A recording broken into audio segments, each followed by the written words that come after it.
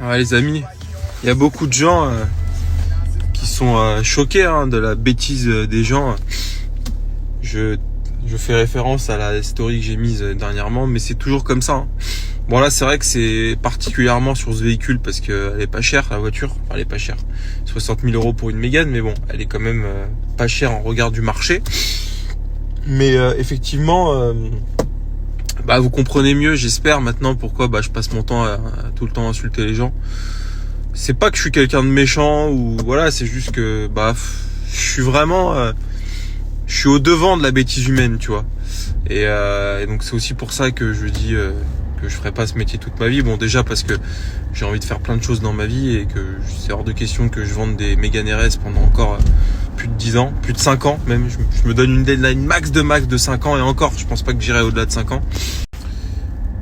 Et puis voilà, là en plus Transac Auto cartonne à Villebon, Chartres normalement, pas normalement, mais là je suis en train de finaliser l'achat du local, donc le temps que ça se fasse, je dirais 2 mois et demi, 3 mois avant l'ouverture.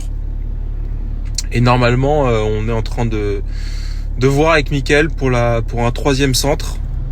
Donc il y a Villebon, Chartres et un 3e, je dirais la ville, mais vous allez être étonnés parce que c'est pas du tout dans le périmètre. Mais en tout cas, les trois Transac Auto d'ici, maximum janvier prochain, ils seront en place, prêts à cartonner et à envoyer du lourd. Gabriel, les caisses du Japon qui arrivent. Mais bon, je me donne 2-3 ans et après je ferai autre chose, ça c'est clair. Je sais pas encore quoi, mais peut-être travailler dans la musique ou moi j'ai toujours voulu faire de la restauration, vous le savez en tout cas. C'est le kiff de la vie, c'est de se dire qu'on peut faire plein de choses et avoir quelque part un peu plusieurs vies, tu vois, plusieurs vies professionnelles en tout cas. Et voilà. Mais oui, effectivement, je ne ferai pas plus d'une paire d'années dans ce milieu-là parce que c'est trop compliqué. Et puis en vrai, t'es un peu l'esclave des gens à cause des avis Google, à cause de la réputation de ta société, même si c'est pas parce que j'insulte les gens que je suis pas sérieux dans mon métier, mais effectivement, quand t'es au contact de la clientèle, faut être avenant, faut être commerçant, faut être tout ça, et ce que je deviens de moins en moins. Et j'ai pas envie de devenir, tu sais, le vieux briscard qui est aigri, tu vois, bien que je le deviens parfois. Et faut aussi comprendre les clients, c'est pas très agréable d'avoir des gens qui soient pas de bonne humeur, pas très avenants, surtout dans le commerce, tu vois. Donc je pense avoir l'intelligence de me dire dans quelques années, là c'est trop pour toi, change de secteur. Donc voilà les amis. En tout cas, on fait une belle semaine. Transac Auto, Gabriel, j'ai vendu la Focus RS 500. Qu'est-ce que j'ai vendu d'autre? J'ai vendu une autre caisse, je sais plus quoi, j'ai plus en tête. Mais c'est bien. On a vendu un T-Roc R en recherche perso, une Golf 7R en recherche perso. Transac, on a vendu 3-4 caisses, et la semaine n'est pas terminée, donc c'est impeccable. Et puis voilà, là les amis, je voulais vous parler de ça, c'est assez intéressant là pour le Vigeant qui est dans 1 mois et demi, même pas 1 mois et une semaine puisque c'est fin mai. Donc ça arrive à grands pas, c'est un peu le rendez-vous de l'année, je vous le cache pas les amis, parce que ça commence pour nous mercredi soir puisqu'on va exposer jusqu'à dimanche soir, donc quasiment une petite semaine sur un circuit à faire du track day, à rencontrer des gens et tout, c'est incroyable. Étant donné l'arrivée de ma GT3 RS un peu prématurée, je pensais pas qu'elle allait arriver aussi vite. Je vais devoir me résigner et mettre en vente mon GT4 RS, c'est pas grave, je m'en bats les couilles personnellement. Mais j'aurais bien aimé le garder, mais bon, on peut pas tout faire dans la vie. Et puis, comme je discutais avec un pote, au bout d'un moment, j'ai pas le temps pour conduire une. Alors, ça sert à rien d'en avoir 3 ou 4, autant d'argent immobilisé. Et comme vous le savez, j'adore l'automobile, c'est une passion. Mais je pense que je suis pas non plus assez fou pour me dire, vas-y, garde autant de bagnoles. Tu sais, moi, je suis pas. C'est un peu comme les montres, tu vois.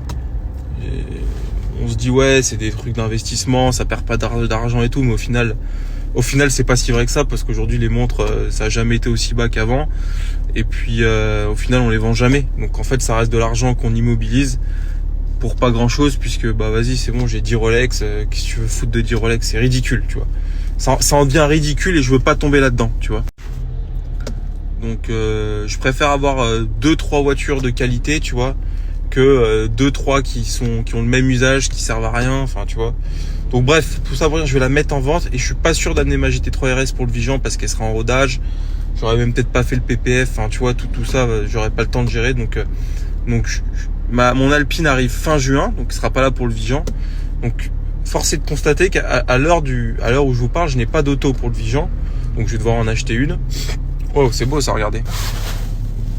J'adore. Mercedes, ils font des voitures de fou. C'est tellement beau ce qu'ils font. Bon bref, et donc il me faut une voiture.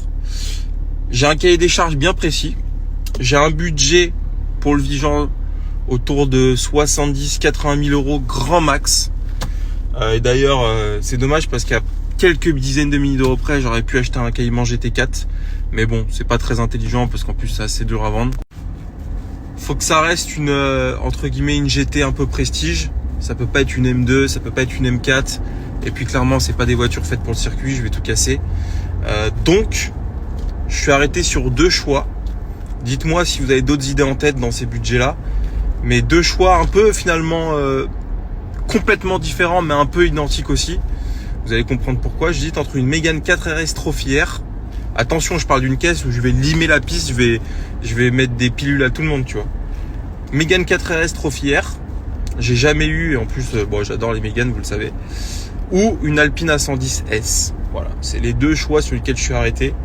Il y a un choix plus exclusif que l'autre pour moi, qui est la Mégane RS Trophy R. On n'en voit jamais. Et au final, assez peu de gens les exploitent. J'ai dû en voir une fois sur un track day, tu vois. Alors des Alpines, on en voit partout. Mais si on en voit partout, c'est que c'est des caisses fabuleuses. Hein. Faut pas le mentir, faut pas se mentir. J'ai une petite préférence pour la Mégane parce que boîte méca, parce que bah voilà, traction hyper performante et tout. Et tout le monde va venir en Porsche, tout le monde va venir en Alpine. Donc je me dis que ça peut être sympa d'avoir un truc un peu différent. Et puis la Mégane, c'est très très très très joueur, contrairement à ce qu'on pense. Pour ceux qui veulent du show, bah il y en aura. Mais en même temps, l'Alpine, je me dis que bah ça pèse 1 tonne. Avec une petite Géo, 4 bons pneus, ça peut défoncer tout ce qui roule. Je sais pas. Je suis partagé. Dites-moi un peu ce que vous en pensez. Si vous avez d'autres idées, n'hésitez pas. J'ai pensé aussi à la Nissan GT-R. Rien à voir. 1 tonne 8. Mais bon, 4 roues motrices. Un châssis de fou. Caisse japonaise. Mais bon, je me dis que pareil, je risque de tout casser. C'est trop lourd comme voiture.